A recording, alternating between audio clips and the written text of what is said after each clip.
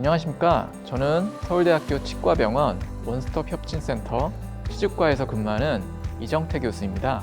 저는 오늘 임플란트에 대해서 설명드리도록 하겠습니다.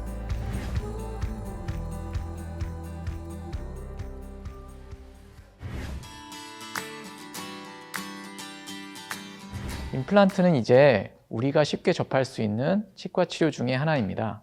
임플란트는 살리기 어려운 치아를 빼고 그 부분에 치아 역할을 할 수 있는 타이타늄과 같은 생체 친화적인 금속으로 만든 치과 재료입니다.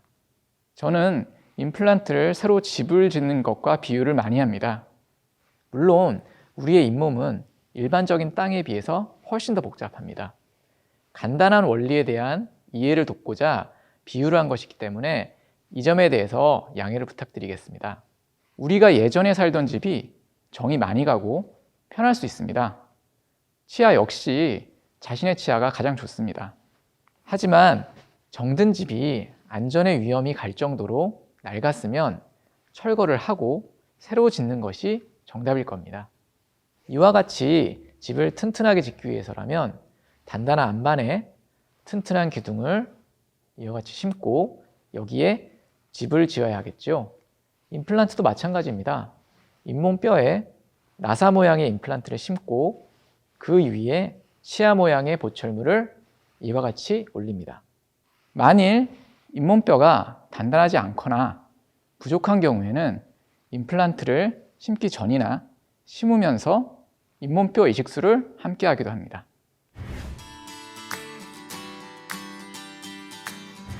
우리나라는 만 65세 이상인 경우에는 2개까지 임플란트의 보험 적용이 가능합니다. 단, 경우에 따라 보험 임플란트를 적용할 수 있는 조건이 다를 수 있기 때문에 치과에서 상담을 받고 확인해 주시길 바랍니다. 물론 임플란트 외에 다른 치료 방법들도 있습니다. 잇몸뼈가 부족하거나 전신질환의 이유로 임플란트를 하고 싶어도 하지 못하시는 분들, 임플란트에 대한 거부감이 있으신 분들인 경우에는 임플란트 외에 다른 치료 방법을 고려할 수가 있습니다. 첫 번째는 발치 부위를 두고 양쪽 치아를 씌우는 브릿지라는 것이 있습니다. 브릿지를 하면 잇몸뼈를 건드리는 수술을 피할 수 있다는 장점이 있습니다. 또한 시간이 단축될 수 있다는 장점이 있습니다. 하지만 양쪽 치아를 깎고 씌워야 한다는 단점이 있습니다. 만일 양쪽 치아가 튼튼하지 못하다면 브릿지를 하는 것이 힘들 수도 있습니다. 마치 지금 보시는 이 사진과 같이 해먹을 안전하게 걸기 위해서는 양쪽의 나무가 단단해야 하는 것처럼 브릿지 치료가 성공하기 위해서라면 양쪽 치아 그리고 그 주변의 잇몸 상태가 건강해야 합니다. 또 다른 방법은 틀니입니다. 틀니가 가능하기 위해서라면 한두 개의 치아가 아니라 여러 개의 치아가 없는 경우에 해당이 됩니다.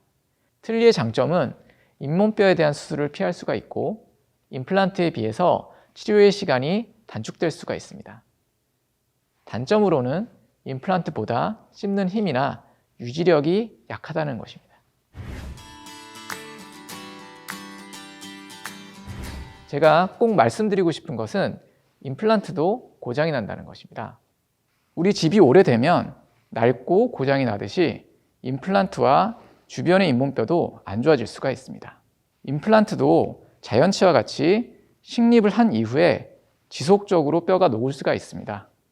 지금 보시는 이 그림은 임플란트 주변에 발생하는 질환의 종류를 보여주는 것입니다. 가운데 그림처럼 잇몸뼈가 녹기 전까지는 임플란트 주위 점막염이라고 하고 오른쪽 그림처럼 뼈까지 녹는 경우를 임플란트 주위염이라고 합니다. 임플란트 주위염이 발생한 엑스레이 사진을 보고 계십니다. 임플란트 식립 후 시간이 지나면서 잇몸뼈가 처음 파란색 라인에서 점차적으로 아래쪽으로 내려앉는 것을 볼 수가 있습니다. 잇몸뼈가 많이 녹아서 없어지게 되면 결국 임플란트는 빠지게 됩니다. 기존 연구의 결과에서 볼 때 임플란트 주위염은 그 원인이 다음과 같습니다. 1차적인 원인은 잇몸 질환과 같이 박테리아와 치태이지만 그 외에도 기존에 잇몸 질환이 있었거나 흡연, 유전과 같은 요인들로 인해서 복합적으로 발생이 된다고 하였습니다. 한동안 임플란트를 많이 식립만 했지 임플란트 주위염이 발생되었을 때의 치료 방법은 아직까지 많이 보편화되지 못한 것이 있습니다. 임플란트 주위염을 치료하는 여러 가지 기구들이 있습니다. 생체 내 흡수가 되는 글라이신 파우더를 물과 함께 강하게 분사하여 오염된 임플란트 표면을 제거하는 방법과 물리적으로 오염원을 제거하는 방법 등 여러 가지가 있습니다.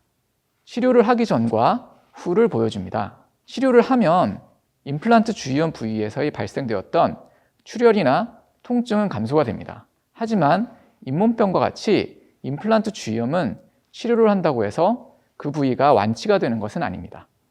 그렇기 때문에 임플란트 주위염은 초기에 발견하는 것이 중요합니다. 또한 치료하기 전에 정확한 진단을 하는 것도 필요합니다.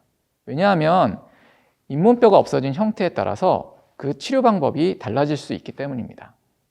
이와 같이 임플란트를 치료하기 전에 정확한 진단을 하고 치료한 이후에도 꾸준한 관리를 한다면 임플란트가 치아의 대체 역할로 많은 역할을 할 것입니다.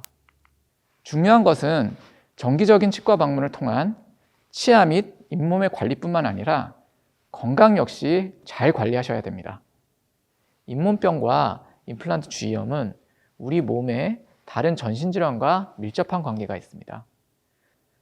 운동과 적절한 영양 섭취를 꾸준히 하셔야 됩니다. 그래야 몸도 건강해지고 잇몸병이나 임플란트 주위 질환을 예방하고 줄일 수가 있습니다. 시청해 주셔서 감사합니다.